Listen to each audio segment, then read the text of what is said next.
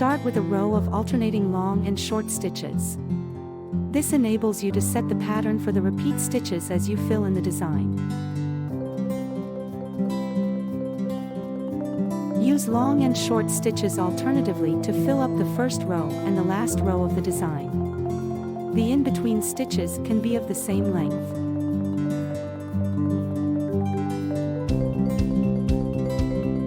The stitches should be very near to each other.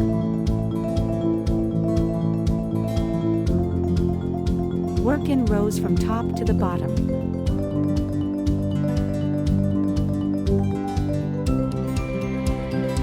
It is important to pull the thread gently so the threads don't feel tight on the fabric.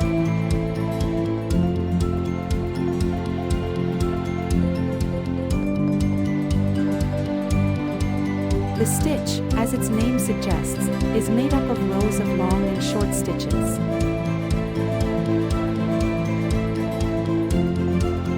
The short stitch is half the length of the long stitch.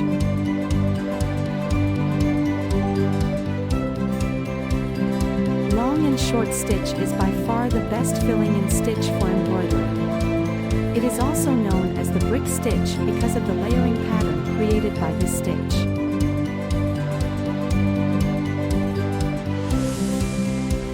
Long and short stitch and satin stitch are quite similar, but long and short stitch is superior for larger areas since there are shorter interlocking threads that won't catch.